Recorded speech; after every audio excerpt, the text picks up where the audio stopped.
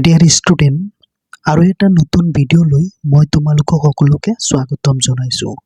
ছাত্ৰ ছাত্ৰীসকল, এই ভিডিঅ'টোৰ জৰিয়তে আমি শিকিবলৈ গৈ আছোঁ ডিগ্ৰীৰ এটা প্ৰকাৰ পজিটিভ ডিগ্ৰীৰ বিষয়ে শিকিবলৈ গৈ আছোঁ। তো চোৱা, মই লিখি লৈছোঁ 1 নম্বৰ কুৱেশ্যন, পজিটিভ ডিগ্ৰী কাক বোলে? তো পজিটিভ ডিগ্ৰী কাক বোলে এইটো আমি প্ৰথমতে জানিব লাগিব। তো এইটো জানি লওঁ, তাৰপিছত পজিটিভ ডিগ্ৰী কেনেকৈ লিখে, কেনেকৈ কৰা হয় সেইটো শিকিম। তো প্ৰথমতে জানি লওঁ পজিটিভ ডিগ্ৰী কাক বোলে।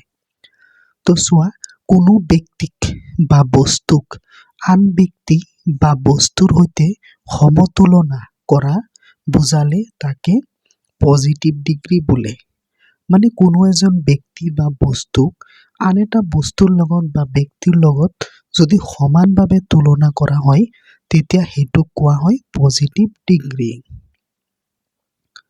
তো আমি কেইটামান এক্সাম্পল জানিম, ইয়াৰ উদাহৰণ জানিম। তো চোৱা, 2 নম্বৰ কুৱেশ্যন লিখি লৈছোঁ, পজিটিভ ডিগ্ৰীৰ কেইটামান উদাহৰণ দিয়া। পজিটিভ ডিগ্ৰী কেইটামান উদাহৰণ। তো চোৱা, পজিটিভ ডিগ্ৰীৰ কেইটামান উদাহৰণ হ'ল, পজিটিভ ডিগ্ৰীৰ উদাহৰণবিলাক কেনেকুৱা ধৰণৰ হ'ব পাৰে। তো চোৱা, 1 নম্বৰ উদাহৰণ, he is as good as Ram. He is as good as Ram, মানে তেওঁ ৰামৰ সমানেই ভাল। ৰাম যেনেকুৱা ভাল তেওঁ তেনেকুৱাই ভাল। তাৰপিছত 2 নম্বৰ এক্সাম্পল চোৱা, he is not as good as Ram.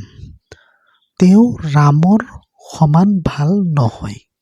ৰামৰ সমান ভাল নহয়, মানে সেইটোৰে প্ৰথমটোৰে এই দ্বিতীয়টো লিখা হৈছে তোমাৰ নেগেটিভত লিখা হৈছে।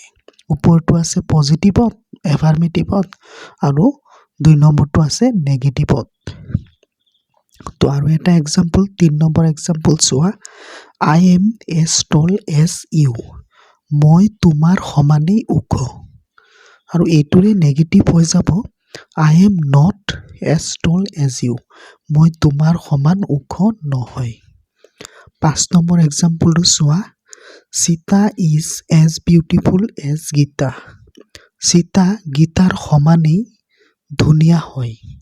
আৰু এইটোৰে নেগেটিভ হৈ যাব 6 number, Sita is not as beautiful as Gita. তো এনেকুৱা ধৰণে লিখা হয় পজিটিভ ডিগ্ৰীৰ এক্সাম্পলসমূহ আৰু পজিটিভ ডিগ্ৰীৰ বাক্যসমূহ।